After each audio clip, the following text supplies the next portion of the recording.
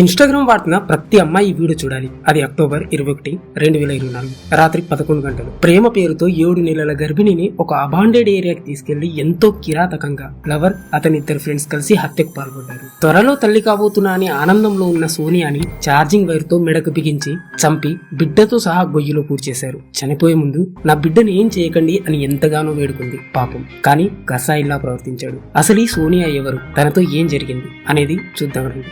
నమస్కారం, రాజా files channel కి స్వాగతం. ప్రపంచంలో జరిగిన క్రైమ్ కేసెస్ ఇక్కడ స్టడీ చేద్దాం రండి. నేను క్రైమ్ వీడియోస్ చేస్తాను. నాకు సపోర్ట్ చేయాలంటే డబ్బులు ఇవ్వాల్సిన అవసరం లేదు. జస్ట్ మీకు వీలున్నప్పుడు నా వీడియోస్ చూస్తే చాలు. అందుకు మీరు ఈ ఛానల్ ని సబ్స్క్రైబ్ అవ్వండి.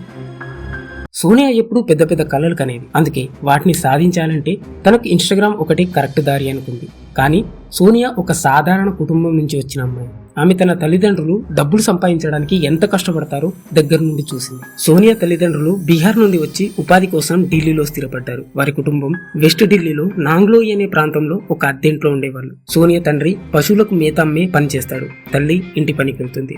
ఆర్థిక ఇబ్బందుల కారణంగా సోనియా 10వ తరగతి తర్వాత స్టడీ ఆపేసింది. అయినప్పటికీ ఆమె కలలు చూడడం ఆపలేదు. సోనియా తన కుటుంబాన్ని ఈ పేదరికం నుండి బయటికి తీసుకురావాలనుకుంది. వాళ్లకు సొంత ఇల్లు ఉండాలని ఆశపడింది. అందుకే ఆమె సోషల్ మీడియా ఇన్ఫ్లుయెన్సర్ గా మారాలని నిర్ణయించుకుంది. స్కూల్ తర్వాత ఉన్న కొద్దిపాటి సేవింగ్స్ తో ఒక స్మార్ట్ ఫోన్ కొనుక్కుంది. ఇంట్లో తల్లిదండ్రులు పనికి వెళ్ళాక ఆమె ఇంటి పనులు పూర్తి చేసి రోజంతా ఇన్స్టాగ్రామ్ రీల్స్ చేసేది. ఆమె చాలా కాన్ఫిడెన్స్ గా ఉండేది. రెగ్యులర్ గా కంటెంట్ అప్లోడ్ చేసి ఒకరోజు మంచి ఫాలోయింగ్ వస్తుందని, అప్పుడు మంచి స్పాన్సర్స్ వస్తారని నమ్మేది. అందుకే ఢిల్లీలో ఉన్న మంచి ప్లేసెస్ కి వెళ్లి రీల్స్ చేసేది. ఆమె ప్రయత్నాలు ఫలించాయి. ఫాలోయింగ్ పెరుగుతూ వచ్చింది. ఆమెకు దీంతో ఇంకా మోటివేషన్ పెరిగింది. అంతేకాకుండా తనకు రీల్స్ కోసం డిజైన్ డ్రెస్సెస్ కావాలి. అందుకు తనే సొంతంగా కుట్టు పని నేర్చుకుంది. కొంతకాలానికి సోనియాకి 7,000కు పైగా ఫాలోవర్స్ వచ్చారు. కానీ దురదృష్టం ఆమె జీవితానికి వేరే దారి చూపింది. సోనియా కలలు నెరవేరే దారిలో ఉన్నప్పుడే ఒక భూతం ఆమె జీవితంలో ఎంటర్ అయింది. ఇది సాధారణ భూతం కాదు, సోనియాని ప్రేమలో పడేసిన వ్యక్తి. సోనియా అతన్ని ప్రేమగా భూతం అని పిలిచేది. ఆరంభంలో ఈ సంబంధం గురించి కుటుంబ సభ్యులకు ఎవరికి తెలియదు.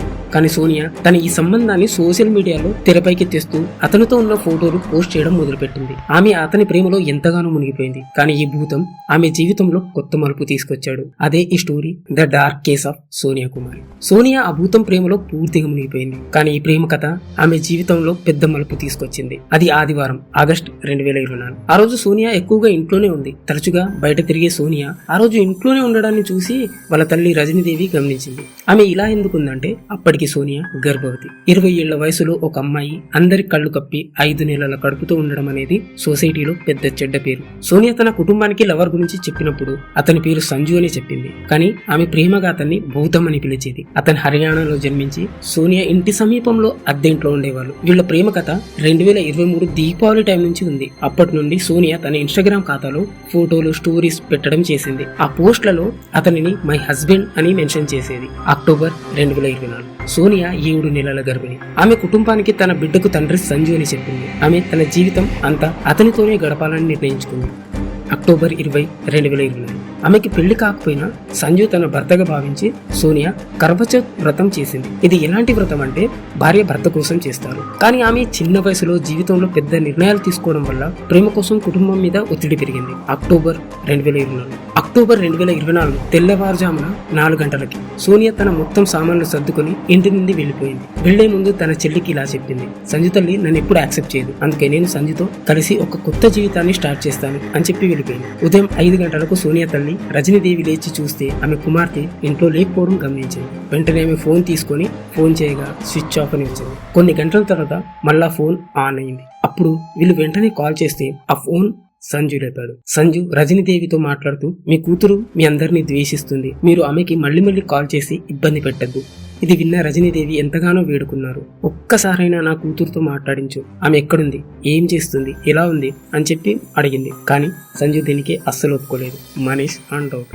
సాయంత్రం 11 గంటలకు సోనియా బ్రదర్ మనీష్ ఆమెకు మళ్లీ కాల్ చేశారు. అప్పటికి సంజు అదే జవాబు చెప్పాడు. కానీ ఈసారి కాల్ బ్యాక్గ్రౌండ్ లో ఏదో శబ్దాలు వినిపించాయి. సంజు ఇంకో వ్యక్తితో గొయ్యి ఇంకొంచెం లోతుగా తవ్వండి అని చెప్తున్నాడు. మనీష్ చెవిలో ఇది పడింది. ఈ మాటలు విన్న మనీష్ గుండె హడలెప్పింది. ఏదో పెద్ద ప్రమాదం జరుగుతుంది అని అనుమానం వచ్చింది. వెంటనే సోనియా కుటుంబం నాంగ్లోయి పోలీస్ స్టేషన్ కి వెళ్లి మిస్సింగ్ కంప్లైంట్ నమోదు చేశారు. కానీ పోలీసులు ఆమె మేజర్, తన ఇష్టంతో వెళ్ళింది, అందులో మేమేమి చేయలేము అని కంప్లైంట్ ని తీసుకోలేదు. పోలీసుల సహాయం లేకపోవడంతో సోనియా కుటుంబం స్వయంగా వాళ్లే సంజు గురించి ఆరాలు తీశారు.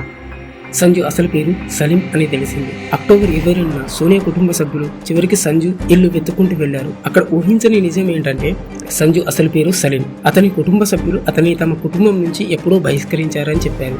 పోలీసులు ఈ పాటికే సాయం చేయకపోవడంతో ఇప్పుడున్న ఈ కొత్త రహస్యంతో కుటుంబం మొత్తం షాకింగ్ లోకి వెళ్ళిపోయింది. పశ్చిమ బీహార్ నుండి కాల్.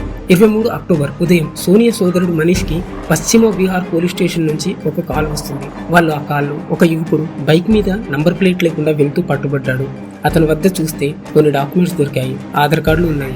అవి చూస్తే సోనియా మరియు అతని తండ్రి పేర్లతో ఉన్నాయి. అందుకే కాల్ చేశాం అని చెప్పి అన్నారు. ఈ సమాచారం అందుకున్న వెంటనే మనీష్ నాంగ్లోయి పోలీస్ స్టేషన్ కి చేరుకుని అక్కడ అధికారులతో ఈ విషయం చెప్పాడు. దీంతో నాంగ్లోయి పోలీస్ స్టేషన్ వాళ్ళు పశ్చిమ బీహార్ నుండి సలీం ని వాళ్ళ స్టేషన్ కి తీసుకొచ్చారు. సలీం నుంచి బయటపడ్డ నిజాలు. సలీం ని క్వశ్చన్ చేస్తే మొదట్లో అసలు సోనియాకి తనకి ఎలాంటి సంబంధం లేదని చెప్పాడు. కానీ పోలీసులు గట్టిగా వారి స్టైల్లో అడగగానే అతని నిజస్వరూపం బయటపడింది. సోనియా పట్ల నమ్మక ద్రోహం. 21 అక్టోబర్ ఉదయం సోనియా తన కుటుంబాన్ని వదిలి ఇంటి నుంచి వచ్చాక సంజు 2 కార్లలో ఆమెని తీసుకెళ్లాడు. దారి మధ్యలో అతను 2 స్నేహితులు పంకజ్ మరియు హృతిక్ లను కూడా కారెక్కించుకున్నాడు. సోనియా ఇప్పటికే సలీం సంజుగానే తెలుసుకుంటుంది. అతన్ని వివాహం చేసుకోవాలనుకుంటుంది. ఆమె ఇప్పటికే 5 నెలల గర్భిణి. అతడిపై మరింత ఒత్తిడి పెరిగింది. సలీం హ్యాండ్ ఇచ్చాడు. అక్టోబర్ 21 సోనియా తన జీవితాన్ని కొత్తగా ప్రారంభిద్దామనుకుంది. కానీ ఆమెకి తెలియకుండా సలీం అందుకు విరుద్ధంగా ప్రవర్తించాడు. తన జీవితాన్ని నాశనం చేసే ప్లాన్ లో ఉన్నాడు. వెళ్లేదారులు సోనియా తన పిల్లల్ని కనడం కోసం ఆశతో సలీంని సమయం లేదు, వెంటనే పెళ్లి చేసుకుందాం అని చెప్పింది.